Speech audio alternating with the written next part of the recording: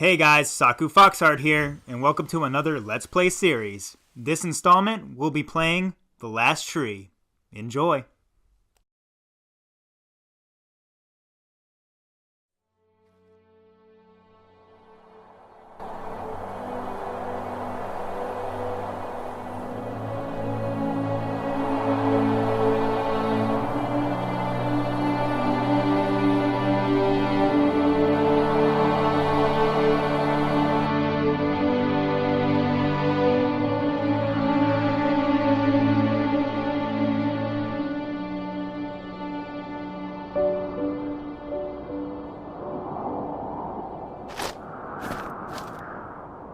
Are you awake?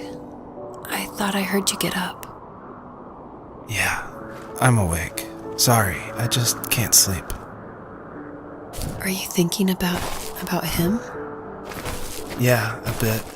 Usually get back to sleep, my love. I'm fine. No, it's okay. What else is on your mind? I don't know, it seems weird, but I had one of the most vivid dreams of my life. I saw a fox on a snowy mountain, just looking confused and worried. Those eyes, I can't get those eyes out of my head. She was running in the windy snow, looking for something. Do you think it has to do with you and what's been going on? I don't know. It was just a dream, Rachel. They're not meant to make sense. A lot's happened the past couple days, that's all. Well, if you're not going to sleep anyway, you should tell me. I want to hear. All right.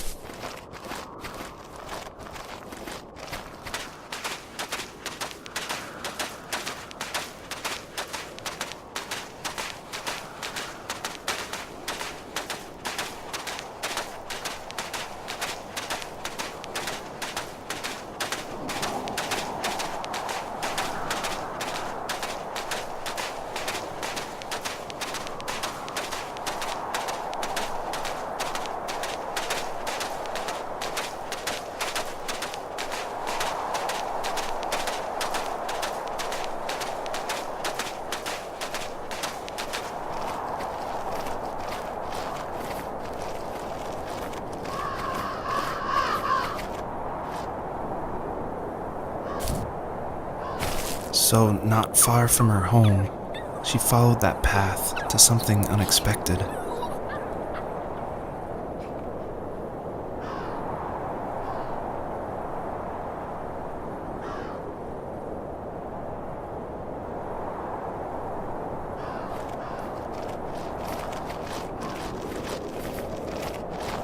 She couldn't stay, though. She had to find her other 2 children. So she took that path. She followed it towards something ancient. Something with answers.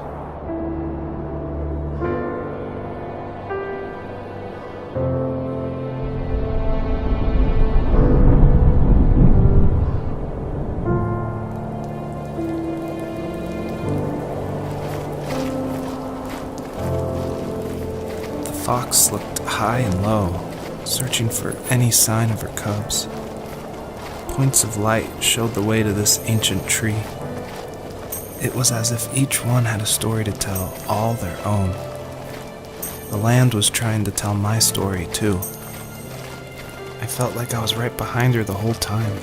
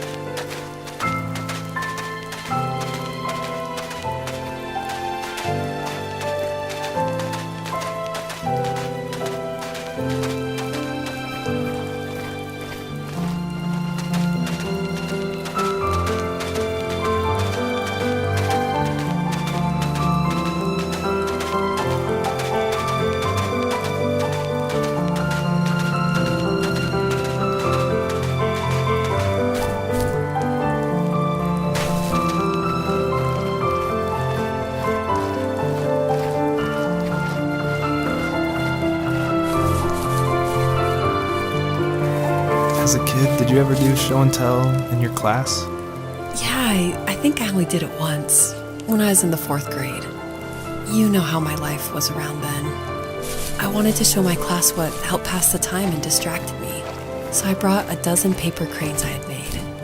I think I told everyone how badly I wanted to be a bird and fly, embarrassingly enough. Don't be embarrassed. Every kid wants to fly. For me, it was another toy from my dad, a wooden boat. I remember guarding it so carefully in my hands as I walked into class.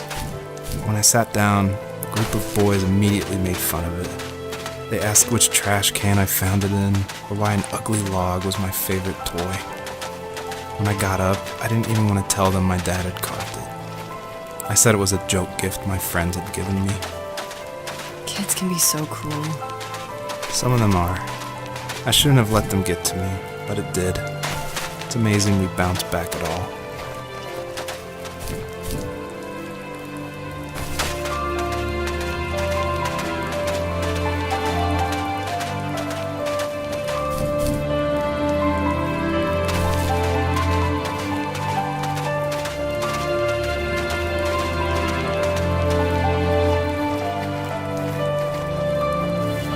Do you remember what my dad did for a living? Wasn't he like a lumberjack? That's one way of putting it. If wood was a canvas, then a carving knife was his paintbrush. Even after working a 50-hour week, even after his hands were more splinters than skin, he would bring home the nicest piece of Alaskan weeping cedar and make me toys. That wooden train was the first toy I can remember, and I loved it. I just knew from a young age I was going to be a lumberjack, like my father.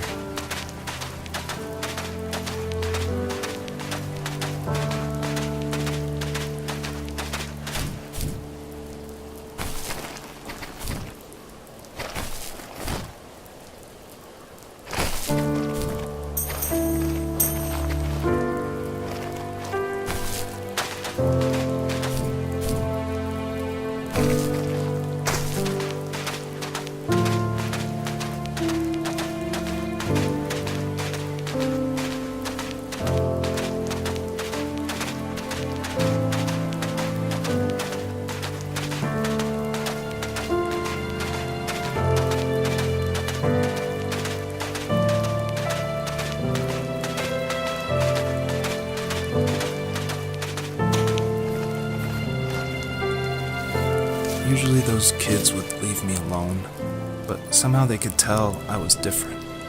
They made fun of how far away I lived. They called my dad a sourdough.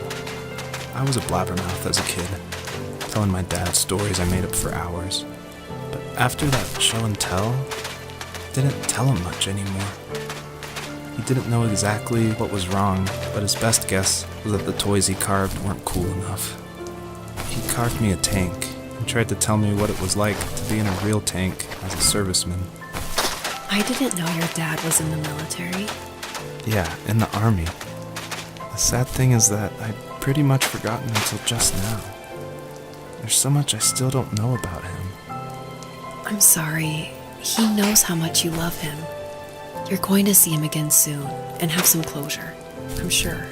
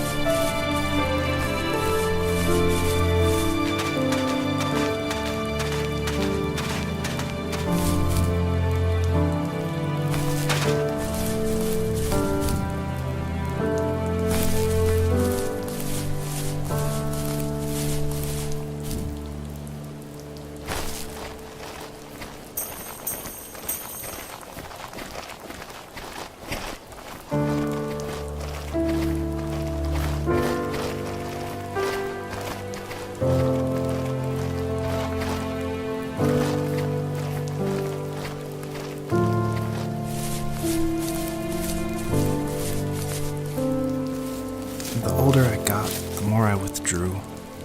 I asked myself, why talk to anybody anyway? Why bother when I'm happy by myself? I started drawing a lot, mostly animals I saw in the woods by my home. I then imagined designing my own hideouts with things like TVs and pantries full of chips and cookies. I think that idea of leaving home and drawing blueprints started my career. I found a lot of solace in that. I'm not surprised, but I did the same thing, you know? There's something special about having a place to call your own. And now look at us. Well, if you count renting in an overpriced city. It's as close as we can get for now.